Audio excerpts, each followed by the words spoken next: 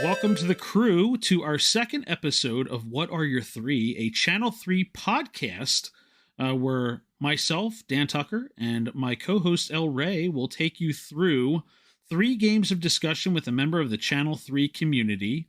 And on that note, I'm going to kick it over to El Ray to talk about who that member of the community is. All right, hey everybody. So we have with us one of the epitomes, one of the cornerstones of Mario Kart here on C3. And after seeing this list, I was questioning because I thought he only owned one video game, but apparently he has played others. You can find them at c3.gg/Blockmamba. That is Blockmamba. Blockmamba, welcome. Say hi. And how you doing tonight? I'm doing pretty good. I'm just stoked to be here.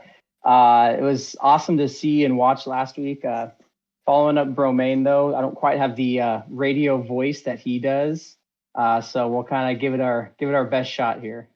Listen, the impressive part is that we made it 1:30 into this, and you did not blurt out the fact that you were the Season 1 Experience Point champion for Channel 3.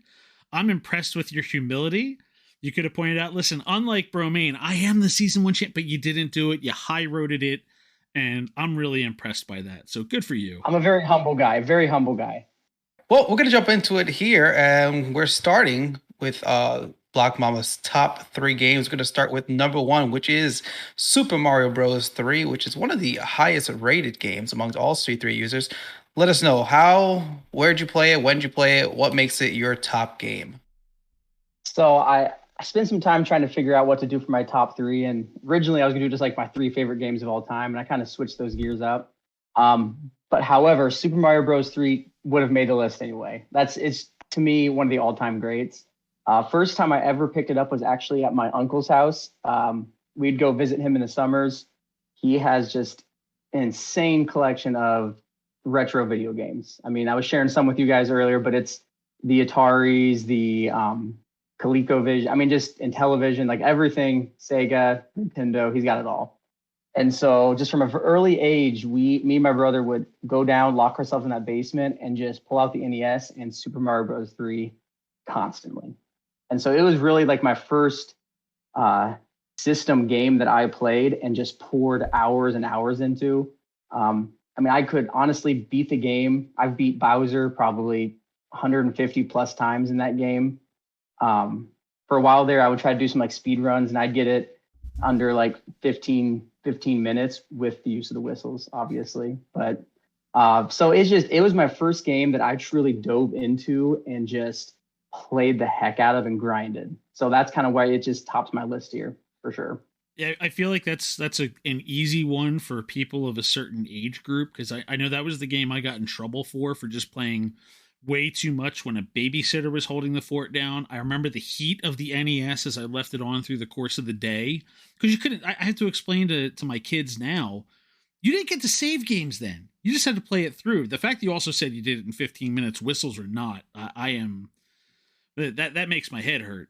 It was kind of fun, like kind of getting ready for this. I was like watching some videos and things, just kind of doing some nostalgia there. And I was watching some of the world record speed runs and the glitches and things like that. And it was just like blowing my mind because some of those guys beat it like in 3 minutes or something stupid like that. Yeah. As supportive as we are of the number 3 in this group, that just seems unnatural and unholy. And yeah, right.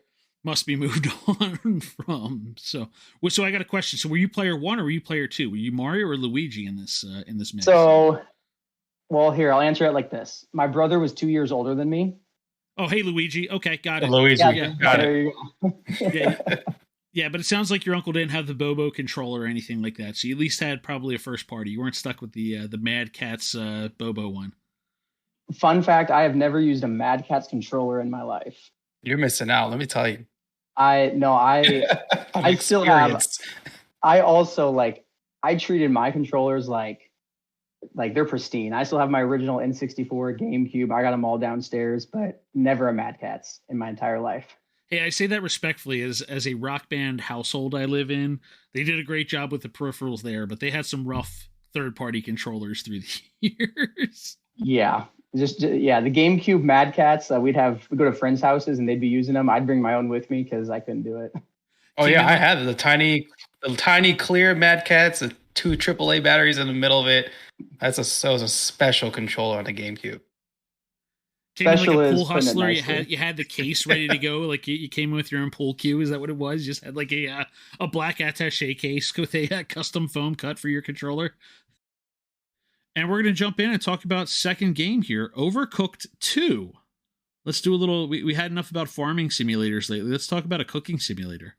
Man, Overcooked 2. I never played the first one. And I actually hadn't touched the second one until it was about 2 years ago. I went to the Iowa State Fair, which you may not know what that is, but around here, that's like people's like mecca. Like people they come like crazy.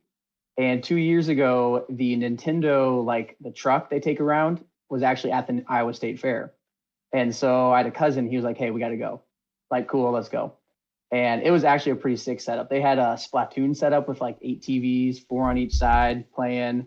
And they had like 12 switches in there. And so we were on played and we got to Overcooked. And I'm like, this game looks incredibly stupid. Like, I don't want to play a game about cooking. Like, this is just dumb.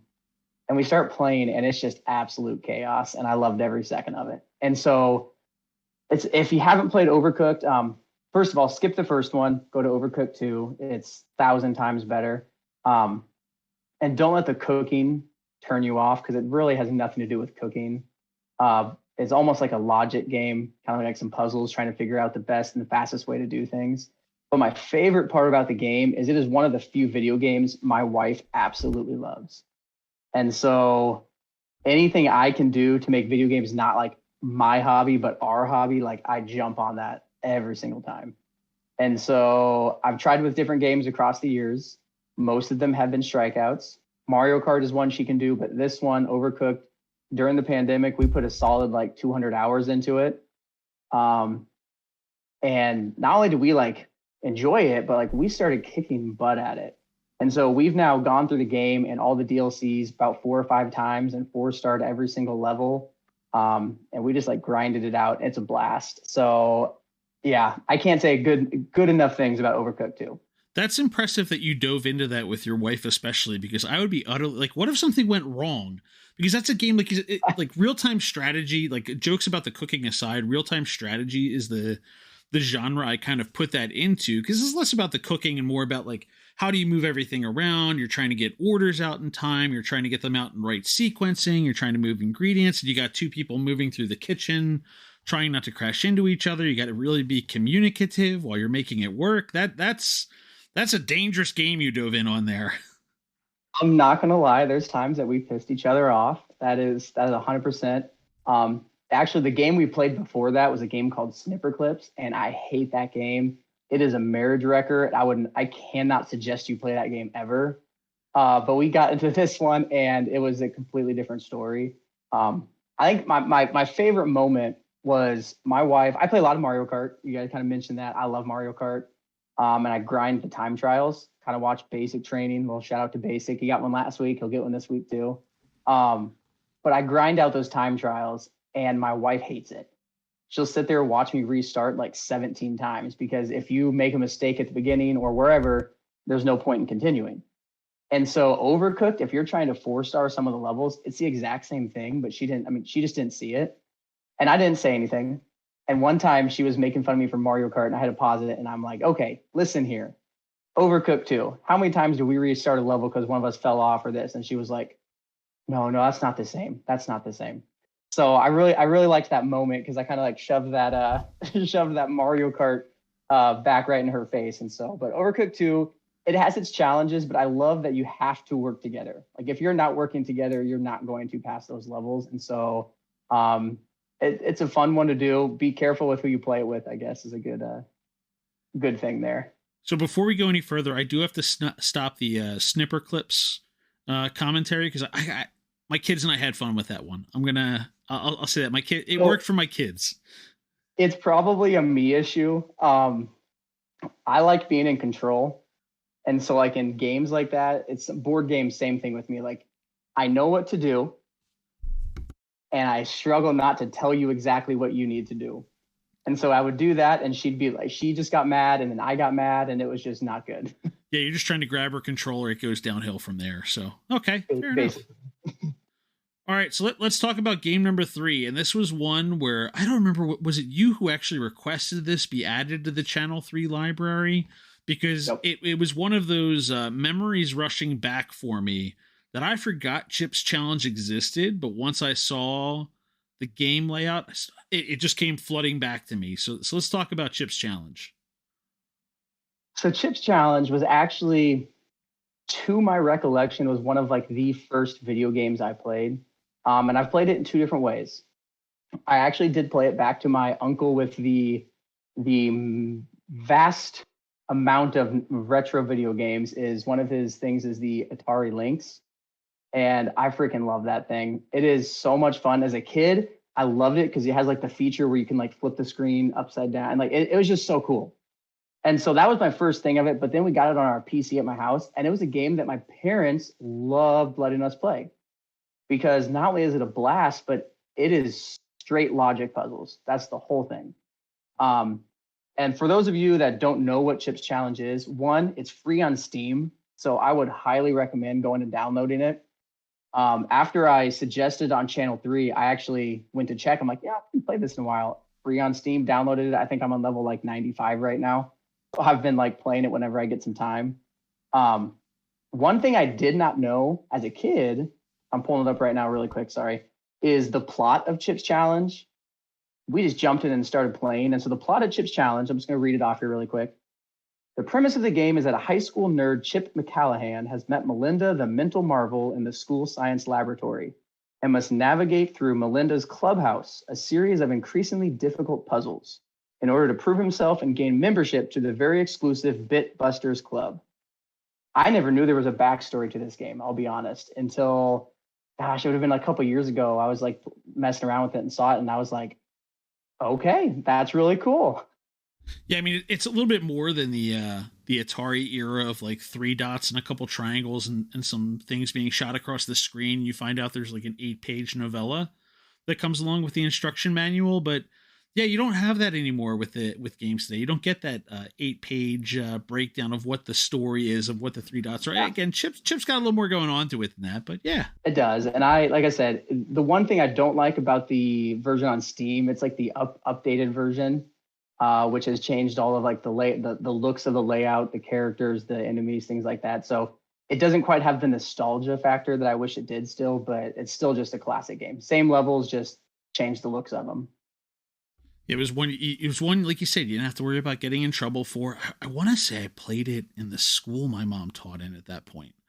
So I want to say that like even schools had that one available for play, much like Oregon Trail was a factual educational game. I think Chips Challenge fell into that bucket as well. I mean, I would 100%, like I'm a school teacher. I work in a middle school. I would 100% feel comfortable like bringing that into my classroom, because like you do, it's logic, it's problem solving, and it gets back to that grind. Like there's levels like on this replay I'm doing right now, there's levels I've had to play like 33 times because I keep making the same stupid mistake, or you learn from what you're doing. So it's a great game. But like I said, that was a game that my parents allowed me to play as a kid before I really got into video games. And so that'll always hold a special place in my heart, 100%. So do you see any running themes between the 3 games we talked about there with Mario Brothers 3, Overcooked 2, and Chips Challenge? I mean, I guess for me, like the kind of the running theme there is just what it's meant to me as a person growing up and throughout my life. And they're all like such huge milestones. But in terms of gameplay, there's a vast amount of levels. And in order to master those levels, you just got to play them over and over and over again. And the more you play them, the better you get, the farther you advance in the story. Well, let's get to honorable mentions then, on the note of over and over and over again, as the first game that you brought up is the aforementioned Mario Kart 8. Yeah, I couldn't leave off the list. I felt kind of bad not having it on my top 3. But in all honesty, it's a fairly new game to me. I did not play it on the Wii U, never played the Mario Kart 8. And I didn't really get into Mario Kart 8 Deluxe until I joined the Dad Gaming group back in. I think I joined in 2019, but I didn't really start playing until, gosh, it's probably 2020 or 2021. And so, like I said, it's been a fairly recent game to me. But what it did is it like reignited my love for gaming. I think we've all kind of been through this. If you've had any children, the birth of my son, I really just like took a break from games. I just had no desire. I would like get my Switch out, I'd put a game in, and I would look at the screen. I'm just like, I'm gonna just watch TV instead. And so being a part of the group with Mario Kart, like that really got me back into gaming. And since then I've logged like, a couple hundred hours on Mario Kart 8, grinding the time trials and playing kart gangs and doing all these things. And that really just kind of like it got me back into gaming, which I am super, super thankful for, because games have always been a huge part of my life, and I think they will continue to be a huge part of my life. But another special thing about Mario Kart 8 is that, again, that's one of the games my wife will play. But in the last year, it's a game that my son has started to play with me. And that's like a huge dream of mine, is like, I can't wait until my kid is old enough to play games with. He turns 3 on January 1st. So he's still not quite old enough to like really play games, but he'll hold the controller and he'll just sit there, and it's so fun. He emulates everything I say. So I'll be like, gosh dang it. And he'll be sitting over there going, gosh dang it. And so I don't know. It's been a blast. It's kind of those things that I play with my wife, I play with my son, I play with my friends. It's not even the game necessarily. It's who I'm playing it with. I can echo that too. My son was 3 when he started playing. It was Mario Kart was basically the first game, and he's just turned 4 now, and he does the same thing. He plays on his own, without kind of the bumper rails on the side. But that from 3, the auto accelerate, don't fall off the track, and I mean he was all in on it. It's just, I think that's the easiest game to play with your kid. You're right. It's who you're playing with. That's definitely the best part of it. Yeah. So I was just going to suggest, just since your son is such a sponge for the verbal language there, keep them away from the Discord chat. That will be important. They will learn lots of new words coming out of the Discord.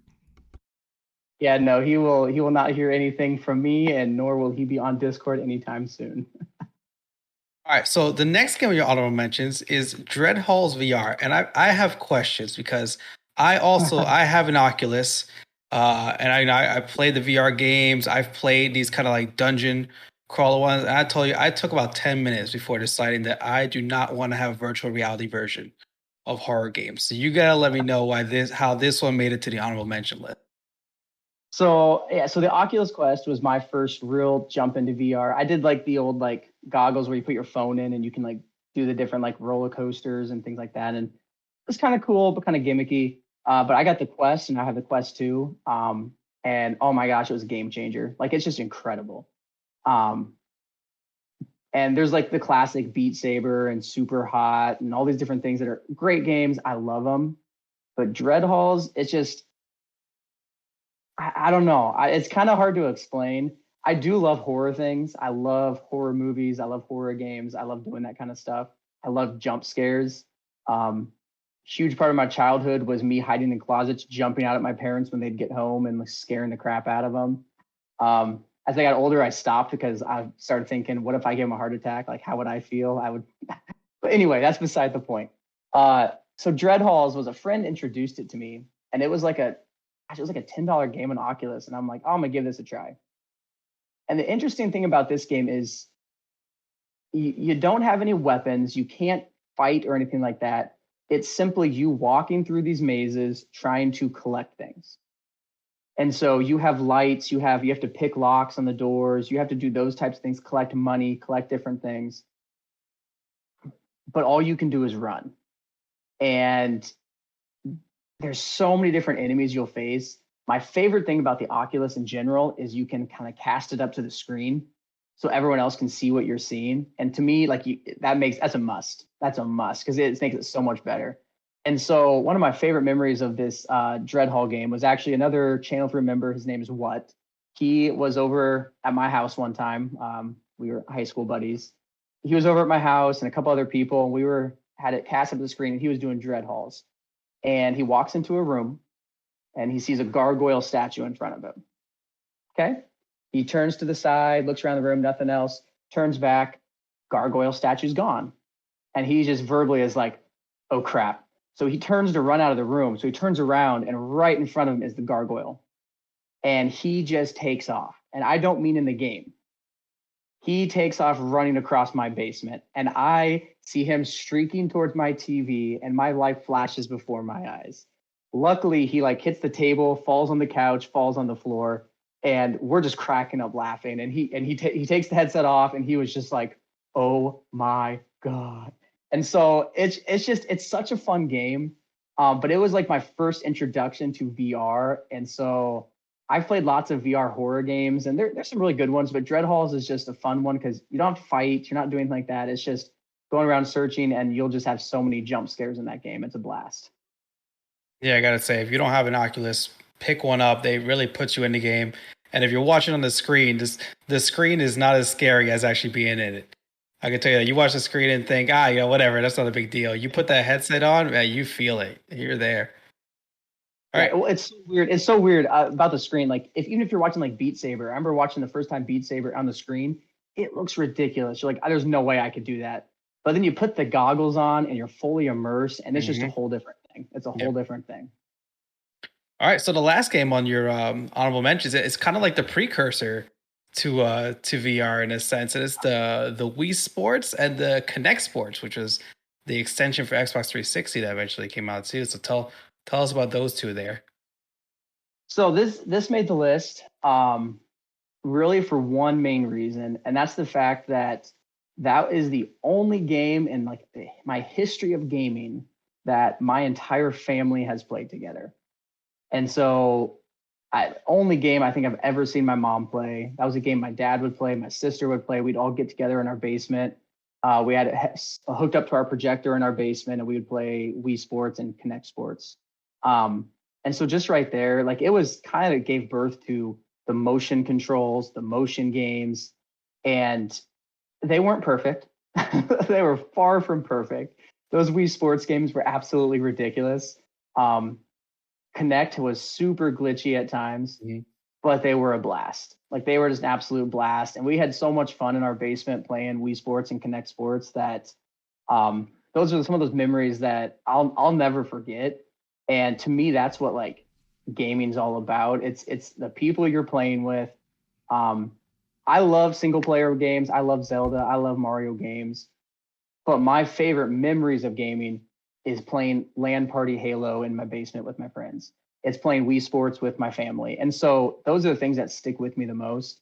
And so just getting my mom and dad out there running down the track on Kinect Sports, and you're sitting there screaming at them, get your knees up.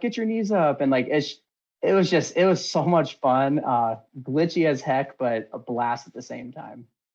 So to round it off, what's the top sport in Wii Sports and your top sport for Kinect Sports? Oh man, that's a tough one. That is a tough one. It's been a few years. Kinect Sports was definitely the track and field. I got that down. I got the running down to where I'd get my knees up. It didn't matter how fast you went, but the higher those knees went, the faster you went on that track. Wii Sports, honestly, my best / favorite one was actually, it was like one of the Wii bowling mini games. And it was like where you started with like the 10 pins, and it slowly just got more and more and more. Yep. Yeah. And my favorite part was there was a glitch that if you bowled it down like the wall and you got the ball to stay on the wall all the way down, it knocked over every single pin. And so when you got up to like having hundreds of pins, it didn't matter if you hit them, you go down that wall, boom, they all get taken out. So that was kind of a fun one to play when you're playing with friends and they're like knocking down 120 pins, you knock down 1,000 or whatever it was. So that was probably the one that I won the most on, simply for that reason. I got to give a plug for the Wii Sports because my son was watching baseball over the weekend, and I have watched it for much of his life, but it wasn't until we cracked the Wii Sports that he really started to get the game, and he kind of lost his mind at a bad check swing call. And he said even the Wii Sports could get it right. So it still serves educational purposes to this day even. See, so I got a question. Have you guys played the Nintendo Sports? For the Switch Sports. I should just put it right into my backlog. I've touched on it. I love the sword fighting in it because that was my favorite thing from the Wii Sports Resort. But most of the other ones haven't quite hit how I wanted them to. But the sword fighting still gets the job done. Yeah, it was one for me that like when I saw it was coming out, I was super pumped simply because of that Wii Sports nostalgia. And I've dabbled in it, but it didn't quite kind of take me over like Wii Sports did for sure. I'm curious to see because they're adding golf to it before the end of the calendar year. If they're going to do anything else, like if they've got something in the background, are they going to add another sport, or if it's just going to kind of ride into the sunset from here? I'm really curious to see what happens. The Wii Sports Golf was definitely the most hours our family logged on that one. We spent a lot of time playing 18 holes on that thing. All right, so Mamba, one future game that you are looking forward to. So this was tough. I had a few out there. I felt like there were some obvious answers with like, the new Zelda game coming out obviously is top of like everyone's list. But I went a little bit off rail here and said It Takes Two for the Switch. It's not a new game by any means. It's been out there for quite a while. But it's coming to the Switch. I think actually end of 2022 is when it is getting released for the Switch, maybe November even. But I'm always looking for games I can play with my wife. Trying to, again, not spend hours locked away in my basement, but actually trying to spend quality time together while having a blast. Note out there to you guys, I tried it with Cuphead. Horrible idea. She hated that game with a burning passion. But It Takes Two is a much more laid back type of game. And so I'm pretty sure that she won't hate it. So I'm really excited to give that a try and kind of be able to add another game to like our list of games we play together. So one of the things we've done on Channel 3 is there's a quest and usually a question of the day that comes out for everybody. And one of the things we agreed we were going to do here was to ask you one of those, but we weren't going to tell you which one we were going to bring up. So our quest for you, if you could have one game remade, what would it be? And it doesn't have to be your answer that you gave on the website. It can be something new, or if you change your mind, go for it. No, so that's what I was going to say. I was like, honestly, I remember answering that quest. I 100% do. I couldn't tell you what I put there because I had like 10 games in my mind that I was going through, and I'm like, oh, I would love that. That would be a great game to be remade. Man, one game to be remade. That is a real tough question. This is gonna be strange, I think, to a lot of people. I think the one game that I would love to get a remake with completely upgraded everything would be Super Mario 64. And I know they re-released it on the Switch, and I played it through again. And it was a great time, but it's still wonky as heck on the controls and everything like that. And I love it for the nostalgia factor. It doesn't really bother me, but it's not great. But I would love to be able to play that game with just updated engines, updated controls, and just really go to town on it. That's one game that I will 100% every single time I play it. And so just having an updated version of that, having it completely remade, I think would be a blast. So give it that Mario Odyssey polish and shine. I was gonna say they made that game. It's called Mario Odyssey. See, they did, and I love Odyssey. It's an incredible game. And it's weird that some people took so long to play that game for the first time. I'm still working on it, right? I finished the main story. There was something really subtle about what you said there, Mamba. I don't know what it was. Like it felt like there was some kind of direct shot at somebody who's on here. I don't know what that was about, but Yeah, that definitely was not pointed at Ray by any means. No, Odyssey was and is an incredible game. I 100% of that game, got 999 moons, did it all, love it. But the one thing that Odyssey was different is it had that open world feeling to it, which I loved, but it was so different than 64. Part of the thing I loved about Super Mario 64 is that you had your set level, you jump in the paintings, and you go. Whereas I feel like I'd go into Super Mario Odyssey, I'd go into a world and I look up and I'm like, oh, there's a moon, there's a moon, there's a moon, there's a moon, there's a moon. Whereas Super Mario 64, you jump in and you're like, okay, you got to do this one thing, and you go do it. Well, not only that, but the Like configuration of the level changed too. Like you'd have the, what was it, 5 or 6? You have the 6 stars and the red coin star. But if depending on which selection you made, the actual physical level would have adjustments made to it too.